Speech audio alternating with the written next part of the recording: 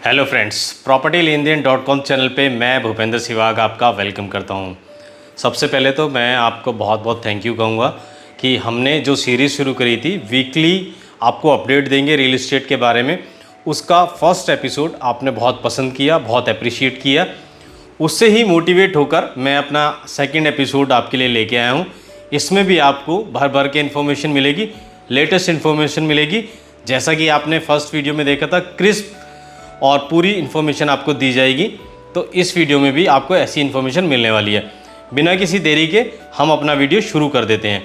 सबसे पहले good news है हरियाणा के लिए और महाराष्ट्र के लिए। महाराष्ट्र और हरियाणा में दोनों स्टेट में दो अलग अलग हाउसिंग पॉलिसीज़ आने वाली हैं आने वाले महीनों में। महाराष्ट्र की बात करें तो महाराष्ट्र में ये हाउसिंग पॉलिसी नवंबर के आसपास आएगी और इस पॉलिसी में अफोर्डेबल हाउसिंग पर ज़्यादा फोकस रहेगा। यानी जो लोग अफोर्डेबल हाउस अफोर्ड कर सकते हैं उनको ध्यान में रख के ये पॉलिसी बनाई जा रही है। तो महाराष्ट्र वाले नवंबर का इंतज़ार करें, नवंबर में उनको ये पॉलिसी देखने को मिल सकती है। अब आ जाते हैं हम हरियाणा पे। हरियाणा में भी एक नई हाउसिंग पॉलिसी आने जा रही है, मुख्यमंत्री आवास योजना। इस पॉलिसी को लेके अभी रूमर्स बहुत ज़्यादा हैं कि किस तरह की होगी, लेकिन कॉन्क्रीट अभी बहुत कुछ सामने नहीं आया है। इस स्कीम को लेके जैसे ही डिटेल सामने कुछ आएगी हम आपके लिए उस पर एक अलग से वीडियो बना देंगे। अब बढ़ते हैं हम कर्नाटक की तरफ, बात करते हैं बेंगलोर की। कर्नाटक के बेंगलोर में 3D प्रिंटिंग टेक्नोलॉजी से एक पोस्ट ऑफिस बनाया जाता है। वो पोस्ट ऑफिस बनकर तैयार हो चुका है। मात्र उसको 45 दिन लगे हैं बनने में। 1000 स्क्वायर फीट के एरिया में पोस्ट ऑफिस बनाया गया है। हमारे जो सेंट्रल गवर्नमेंट में कम्युनिकेशन मिनिस्टर हैं मिस्टर अश्विनी वैष्णव जी, उन्होंने उसका इनॉग्रेशन भी कर दिया है। इस 3D टेक्नोलॉजी को यूज़ करने वाली जो कंपनी है वो L&T है। तो ये कुछ न्यूज़ थी। तीसरी एक और न्यूज़ आ रही है, बहुत इंटरेस्टिंग न्यूज़ है। महाराष्ट्र रेरा की तरफ से एक बहुत अच्छा सर्कुलर जारी किया गया है डेवलपर के लिए। ये होम बायर को ध्यान में रख के जारी किया गया है। होम बायर के लिए बहुत ही अच्छी इन्फॉर्मेशन है ये। महाराष्ट्र रेरा की तरफ से सभी डेवलपर को कहा गया है कि वो अपने हर प्रोजेक्ट में एक रीड्रेसल जो सेल है उसको बनाएं, क्योंकि जब होम बायर कोई प्रोजेक्ट में कोई प्रॉपर्टी खरीदता है, कोई अपार्टमेंट खरीदता है, तो उसका सामना या उसका जो इंटरेक्शन होता है वो सेल्स और मार्केटिंग टीम से होता है। बट प्रोजेक्ट के लॉन्च होने से लेकर और प्रोजेक्ट को डिलीवरी होने तक बहुत सारी ऐसी चीज़ें होती हैं जिसमें होम बायर को कई बार कई तरह की समस्या आती है। पेमेंट का इशू आ जाता है, कई बार उसको लेआउट बताया गया है उसमें कई इशू लगता है, कई तरह की समस्याएं आती हैं। होम बायर इससे कनेक्ट कर सकते हैं उनको किस किस तरह की प्रॉब्लम फेस करनी पड़ती है। बहुत सारे ऐसे लोग हैं जिनको अपना कैंसिलेशन कराना पड़ता है, उनका जो फंड है उसका इश्यू आ जाता है या उनको कोई दूसरा प्रोजेक्ट पसंद आ जाता है। तो उस टाइम पर होम बायर्स को ये नहीं पता होता कि वो किसके पास जाए, डेवलपर के ऑफिस में किससे अपने जाके अपने जो ग्रीवेंसेस है वो दूर कराए। तो महाराष्ट्र रेरा की तरफ से कहा गया है डेवलपर्स जो हैं अपना एक रीड्रेसल सेल बनाएं, उसमें रीड्रेसल ऑफिसर को नियुक्त करें और उस रीड्रेसल जो ऑफिसर होगा उसका नेम, उसका फ़ोन नंबर प्रोमिनेंटली जो प्रोजेक्ट होगा उसकी साइट पे दिखना चाहिए, ताकि होम बायर जब वहाँ जाए उसको किसी तरह की कोई दिक्कत होती है तो वो नंबर नोट कर ले, नाम नोट कर ले, उससे कांटेक्ट करके उसके जो भी ग्रीवेंसेस हैं उसको दूर कर ले। ये एक बहुत अच्छी पहल है। मैं कहूँगा कि दूसरे स्टेट में जो रेरा अथॉरिटीज़ काम कर रही हैं उनको भी इस तरह का इनिशिएटिव लेना चाहिए। हमने एपिसोड 1 में बताया था कि गुड़गांव में एक सीलिंग ड्राइव चल रही है। दूसरे एपिसोड में भी, या हम दूसरे हफ्ते में गए, वो सीलिंग ड्राइव अभी भी चल रही है। DLF के फेज़ 1, फेज़ 2, फेज़ 3, फेज़ 4 में जहाँ रेजिडेंशियल एरिया में कमर्शियल एक्टिविटी हो रही है वहाँ पर सीलिंग का ये ड्राइव चल रहा है। देखते हैं आने वाले दिनों में भी ये ड्राइव चलेगी। गुड़गांव को लेकर एक और खबर है, MR इंडिया जो दुबई बेस्ड कंपनी है उनका एक प्रोजेक्ट लॉन्च हुआ है एक्सटेंशन पे और उसका EOI शुरू हो गया है। आपने नहीं भरा है, आप उसमें इंटरेस्ट रखते हैं तो आप उसमें जा सकते हैं। यहाँ पर मैं इस प्रोजेक्ट की बात इसलिए कर रहा हूँ क्योंकि एक के बाद एक लगातार गुड़गांव में जो प्रोजेक्ट लॉन्च हो रहे हैं वो ओवर सब्सक्राइब्ड हो रहे हैं। जो मार्केट से इन्फॉर्मेशन आ रही है उसके आधार पर कहा जा सकता है कि ये प्रोजेक्ट भी ओवर सब्सक्राइब होने जा रहा है। आप में से कई लोग सोच रहे होंगे कि ये ओवर सब्सक्राइब तो हमने शेयर मार्केट में सुना था, ये रियल एस्टेट में ओवर सब्सक्राइब क्या चीज़ आ गई है, उसके बारे में बता देते हैं। ओवर सब्सक्राइब का मतलब है कि मान लीजिए किसी प्रोजेक्ट में 500 अपार्टमेंट लॉन्च हुए हैं और उस अपार्टमेंट के लिए, उस नंबर ऑफ़ अपार्टमेंट्स के लिए अगर 600, 700, 1000 चेक आ जाएँ यानी जितने लोग उसको लेना चाहते हैं, अपार्टमेंट उससे कम है, तो उसको हम ओवर सब्सक्राइब कहेंगे। तो इसके लिए बिल्डर क्या करता है, बिल्डर एक EOI की प्रोसेस स्टार्ट करता है, यानी एक्सप्रेशन ऑफ इंटरेस्ट आपसे चेक लेता है। जो चेक देता है उसको EOI दे देता है, जो चेक पहले देता है उसको एक्सप्रेशन ऑफ इंटरेस्ट और एक प्रायोरिटी नंबर दे देता है। उसके अकॉर्डिंग उसको बुलाया जाता है और उसको उसका अपार्टमेंट दे दिया जाता है अगर वो उसमें इंटरेस्ट रखता है। EOI को लेके बहुत सारे लोगों में बहुत सारी कन्फ्यूज़न है। एक हमने वीडियो बनाया है पहले भी, हम सोच रहे हैं आपके लिए एक और वीडियो बनाएं EOI को लेकर। इसमें बहुत अच्छी अपडेट हम देना चाहते हैं। पिछले दिनों रियल एस्टेट में जो नई नई चीज़ें आई हैं वो EOI से आपका नुकसान कैसे हो रहा है उसके बारे में हम उसमें बताना चाहते हैं कि EOI एक धोखा है या मौका है। तो जल्दी आपको ये वीडियो देखने को मिलेगा हमारे चैनल पे। चैनल से आप जुड़े नहीं हैं तो चैनल से जुड़ सकते हैं, चैनल को सब्सक्राइब कर सकते हैं। वीडियो कैसी लगी ये आप अंत तक देखिए। वीडियो लास्ट तक आपको अच्छी लगे तो वीडियो को लाइक करके ज़रूर जाइएगा। हम अब आगे बढ़ लेते हैं। रियल एस्टेट से जुड़ी एक और न्यूज़ है जिसमें गुड़गांव ने बाजी मारी है। जो एवरेज रेंटल है वो गुड़गांव में सबसे तेज़ी से बढ़ा है। गुड़गांव में करीब 28% की एवरेज से जो रेंटल रीड है, जो एवरेज रेंटल है वो बढ़ा है। और दिल्ली की बात करें तो दिल्ली में 5 से 10% ये एवरेज रेंटल बढ़ा है। अब गुड़गांव के जो मेन एरियाज़ हैं जिसमें हम गोल्ड कोर्स रोड कहें, गोल्ड कोर्स एक्सटेंशन रोड कहें, SPR रोड कहें, यहाँ पर काफ़ी तेज़ी से रेंट बढ़ा है।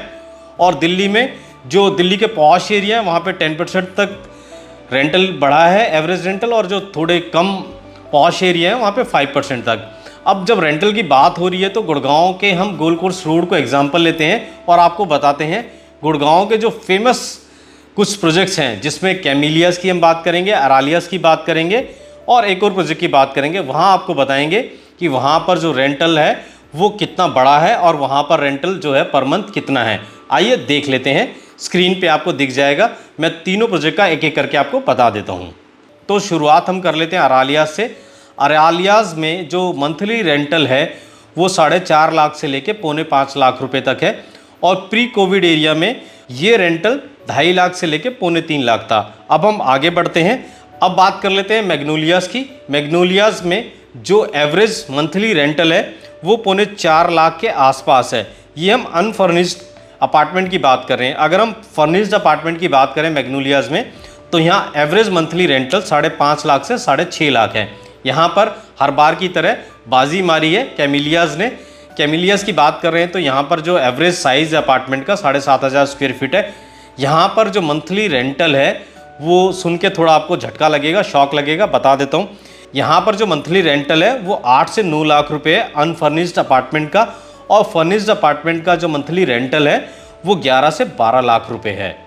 तो और यहाँ पर अपार्टमेंट का जो प्राइस है वो आपको करीब 50 करोड़ के आसपास पड़ता है मैग्नोलियास का।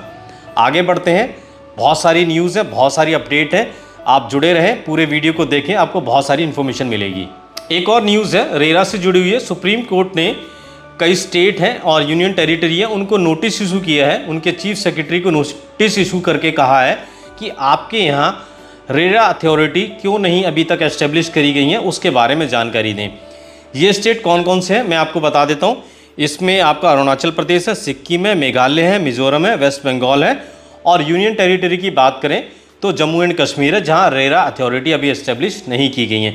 सुप्रीम कोर्ट में इन स्टेट को अब जवाब देना है कि यहाँ पर रेरा अथॉरिटी अभी तक क्यों नहीं बनाई गई हैं। अब बात कर लेते हैं GT रोड की, NH1 भी जिसको कहा जाता है, जो दिल्ली से चंडीगढ़ को जोड़ता है। इस पर काफ़ी हलचल देखने को मिली है पिछले कुछ समय से। इस हाईवे पे बड़े बड़े डेवलपर आए हैं। पहले शुरुआत की थी गोदरेज ने, सोनीपत में गया, फिर अभी सोनीपत से आगे बढ़ के गोदरेज कुरुक्षेत्र में अपना प्लॉटिंग का प्रोजेक्ट लेकर आया है। अच्छा रिस्पांस मिल रहा है, ऐसा सुनने में मिला है। वहाँ पर उसको प्राइस बड़ा कॉम्पिटिटिव लेके आया है। फिर बीच में गुड़गांव का एक डेवलपर है M3M, जो अभी तो ट्रबल में है, बट जब वो ठीक चल रहा था तो वो पानीपत में करीब 300 एकड़ में अपना प्रोजेक्ट लेकर आया था। और एक और बड़ा डेवलपर, उसकी गिनती बहुत बड़े डेवलपर में होती है, गुड़गांव का है, वो भी पानीपत में एंट्री करने जा रहा है। पानीपत में वो प्लॉटिंग का प्रोजेक्ट लेकर आया है और प्रोजेक्ट बहुत सक्सेसफुल होने वाला है। छोटा प्रोजेक्ट है, मुझे लगता है जब तक लोगों को उसका पता लगेगा वो सोल्ड आउट हो चुका होगा। लिमिटेड सी उसमें इन्वेंट्री हैं। आगे बढ़ लेते हैं, आगे बात करते हैं पंचकुला। पंचकुला में भी आने वाले दिनों में यही डेवलपर अपने कुछ प्रोजेक्ट्स लेकर आने वाला है। पहले से भी उसके कुछ प्रोजेक्ट पंचकुला में चल रहे हैं। नोएडा की बात कर लेते हैं। नोएडा में 3 साल के बाद सर्कल रेट इंक्रीज़ होने जा रहा है। जो इससे संबंधित डिपार्टमेंट है उनको ऑर्डर दे दिया गया है कि वो बाज़ार में जाके, वो मार्केट में जाके, फील्ड में जाके वो सर्वे करें कि प्रॉपर्टी का मार्केट रेट क्या चल रहा है, सर्कल रेट अभी क्या है। 3 साल बाद ये सर्कल रेट रिवाइज होने जा रहा है। इसमें industrial land, agriculture land, commercial land और रेजिडेंशियल लैंड, सारी लैंड शामिल होंगी। हम देखते हैं आने वाले दिनों में देखेंगे कि किस तरह से सर्कल रेट ये आपको आगे देखने को मिलेगा नोएडा के एरिया में। पिछले ही दिनों दिल्ली सरकार ने भी अपना सर्कल रेट काफ़ी बढ़ाया था, 2.5 करोड़ से 5 करोड़ तक कर दिया था, करीब 10 गुना ये सर्कल रेट बढ़ाया था। जिन लोगों को इसके बारे में जानकारी नहीं है वो हमारा एपिसोड 1 देख सकते हैं, उसमें भी हमने काफ़ी सारी इन्फॉर्मेशन दी थी। अब आगे बढ़ लेते हैं, कुछ और इन्फॉर्मेशन है उसके बारे में बात कर लेते हैं। नोएडा, दादरी, गाज़ियाबाद, बुलंदशहर एक रीजन है ये। यहाँ इस रीजन को लेकर एक ड्राफ्ट प्लान पास किया गया है 2041 का। इसमें यह तय किया गया है कि 20,000 हेक्टेयर जो लैंड है वो और ऐड की जाएगी इस डेवलपमेंट एरिया में, जिसमें नोएडा के 20 गांव और बुलंदशहर के जो 60 गांव हैं उनकी ज़मीन को लिया जाएगा। इसमें 8,500 हेक्टेयर जो ज़मीन है उस पर इंडस्ट्री डेवलप की जाएंगी, वो इंडस्ट्रीज़ को दिया जाएगा। 2,500 एकड़ लैंड यहाँ पर रेजिडेंशियल के लिए होगा, ये हेक्टेयर में होगा, मैं इसको एकड़ में कह रहा था। और 3,500 हेक्टेयर लैंड यहाँ पर वो रिक्रिएशनल और ग्रीन एरिया के लिए छोड़ा जाएगा। एक और बड़ी न्यूज़ है, मोदी सरकार की तरफ से अनाउंस किया गया है कि जल्दी जो शहरों में लोग रहते हैं जिनके पास घर नहीं है उनके लिए कोई स्कीम लेकर आने वाली है सरकार। ये स्कीम कोई हाउसिंग पॉलिसी नहीं होगी, जहाँ तक मेरा अनुमान है ये PMAY की तरह होगी कि आप कोई घर खरीदते हैं तो आपको उस पर लोन लेते हैं, उस पर सब्सिडी मिलेगी। मुझे लगता है कि PMAY का कोई दूसरा रूप आपको, दूसरा वर्जन आपको देखने को मिलेगा। तो इंतज़ार करिए, जुड़े रहिए हमसे। अगर इस तरह का कुछ नया अपडेट आता है तो हमारे आने वाले एपिसोड्स में आपको ज़रूर वो चीज़ देखने को मिलेगी। RBI से जुड़ी, रियल एस्टेट से जुड़ी, रेरा से जुड़ी अगर आप कहेंगे तो हम आने वाले एपिसोड्स में इंफ्रास्ट्रक्चर से जुड़ी इन्फॉर्मेशन भी अपने एपिसोड्स में ऐड कर देंगे। आप हमें कमेंट करके ज़रूर बताइएगा कि आप अगर इस तरह की इन्फॉर्मेशन चाहते हैं तो आने वाले दिनों में इंफ्रास्ट्रक्चर से जुड़ी इन्फॉर्मेशन भी अपने इस एपिसोड में शामिल कर देंगे। अभी और काफ़ी चीज़ें हैं बताने के लिए, तो जुड़े रहिए हमारे साथ। एक न्यूज़ दिल्ली को लेकर है। दिल्ली का जो DDA है, दिल्ली डेवलपमेंट अथॉरिटी, उसकी एक बुरी खबर है। 40,000 फ्लैट हैं उसके जो अनसोल्ड हैं, काफ़ी समय से वो बिके नहीं हैं, क्योंकि नोएडा में और गुड़गांव में अफोर्डेबल काफ़ी सस्ते मिल जाते हैं, काफ़ी अच्छी अमेनिटीज़ के साथ मिल जाते हैं।